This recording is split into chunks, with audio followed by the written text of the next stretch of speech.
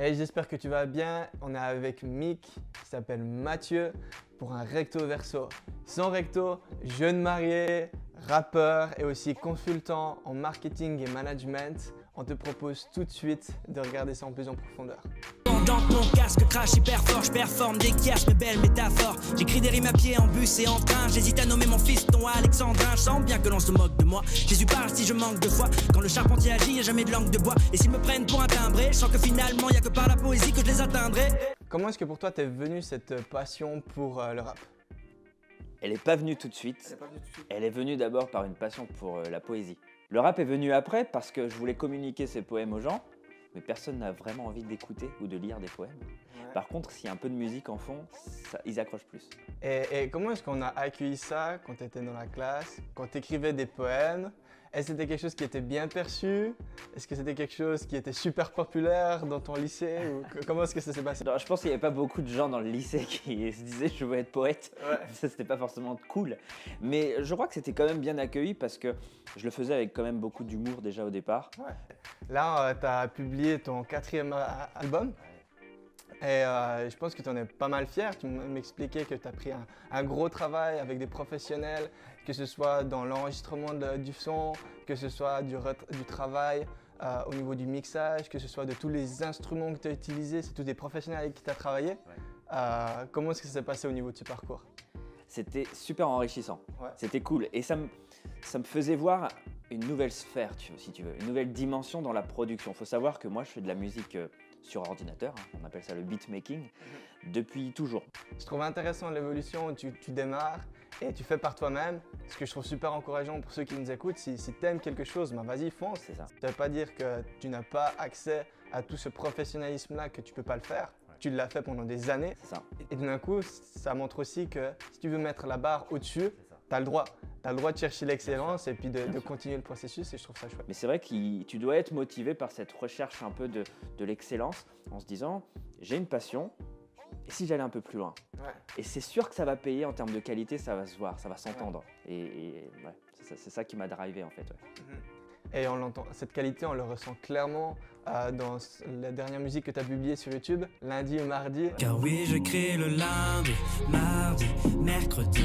J'écris aussi jeudi, vendredi et samedi. Je n'écris pas le dimanche, car dimanche c'est le jour. Le jour, je fais le plan d'inspi afin d'écrire le lundi. J'écris le lundi, mardi, mercredi. J'écris aussi jeudi, vendredi et samedi. Je n'écris pas le dimanche, car dimanche c'est le jour. Le jour, je fais... Ce que je vois aussi derrière ce clip, c'est que tu as une forme de douceur, de paix qui est là, de gentillesse qui est omniprésente derrière ce clip. Et quand on voit cette personne, on te dit, mais tiens, ce Mick-là, j'aimerais le rencontrer, j'aimerais connaître cette personne-là. Je suis sûr que ça pourrait être une bonne amitié. Ce genre de personne qui arrive vraiment à t'écouter, etc. Ouais. Mais est-ce que tu as toujours voulu montrer cette image-là de toi? Déjà, est-ce que tu es vraiment gentil? Est-ce que je suis vraiment... C'est à toi de me le dire. Au bout de la conversation, tu pourras me dire si je suis vraiment gentil ou pas. Quand je suis rentré dans le milieu rap, justement, quand je me suis dit, bon, je ne serai pas qu'un poète, je serai aussi un rappeur. Quels sont les codes du rappeur? Hop, je regarde il suffit de regarder YouTube rapidement, tu tapes rap ou Google, tu vois que la culture ambiante du rappeur, c'est pas forcément le gars gentil avec qui tu as envie d'être ami, tu vois, ça a plutôt un profil plus thug. Et comment est-ce que tu as fait pour te détacher de ça? C'est quoi le processus dans lequel tu es entré?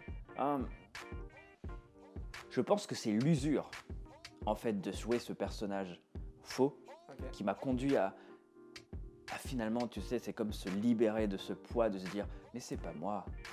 Qu'est-ce que tu as gagné lorsque tu as ôté ce masque? Ou qu'est-ce que tu as perdu? J'ai beaucoup plus gagné que perdu. Les jeunes auditeurs recherchent parfois des exemples, des modèles.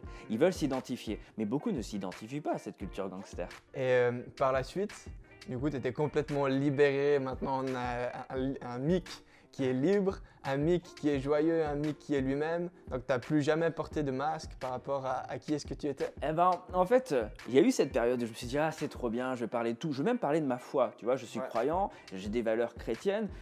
Et ça, je n'osais pas trop en parler au départ parce que ça fait pas du tout gangster, tu vois. Mais tu vois, il commence à avoir un nouveau masque qui arrive. Et je le voyais pas venir, celui-là.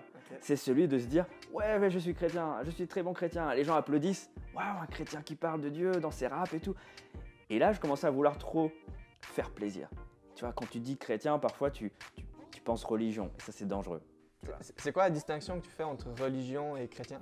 La Bible, quand je la lis et comme je la comprends, c'est une relation avec Jésus, tu vois, un échange, c'est une vraie relation personnelle. Tu lis, tu apprends à le connaître et tu apprends à voir qui il est et tu apprends à être vraiment vrai avec lui, tu apprends à le suivre, à l'écouter, tu vois. Donc, et lui, il s'en fiche de ce que tu vas faire, tu n'as pas à gagner son approbation. Okay. Et ça, c'est comme ça que la vie chrétienne que je veux la vivre. Ouais. Et la religion, c'est le problème, c'est que tu dis, je vais essayer de gagner plein de points auprès de Dieu, je vais faire ça. Si je lis ma Bible 25 minutes le matin et que je vais à l'église, il faut aller à l'église parce que si je loupe un dimanche, c'est chaud, Dieu va moins m'aimer. Tu vois, ouais. C'est ça la religion. Et dans mon art, c'était la religion. Et par rapport à ces faiblesses-là, comment est-ce que tu t'es permis de les accepter et de te dire, bah, tiens, là, il y a un point sensible, il faut le travailler. Ouais. Comme quelqu'un qui a mal à un muscle et se dise, ouais, j'ai besoin d'aller chez le physio. Comment est-ce que tu as travaillé ça? Il faut être honnête avec soi-même. Et comme tu disais, c'est cerner le problème. Mais vraiment cerner et dire les mots. Tu vois, quand j'ai démasqué ça chez moi, t'es débusqué. C'est comme si tu regardes en profondeur. Mais oui, j'ai un problème identitaire. Je suis trop fan de l'approbation des autres. Je me nourris ça.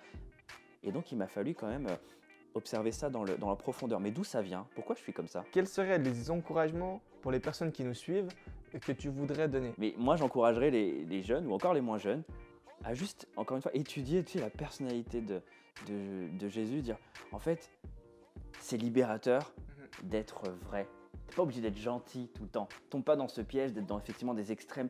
Ah, il ne faut pas être méchant, mais alors il faut être trop gentil. Non, tu dois être vrai. Tu dois être plein d'amour. Et le modèle excellent, c'est Jésus.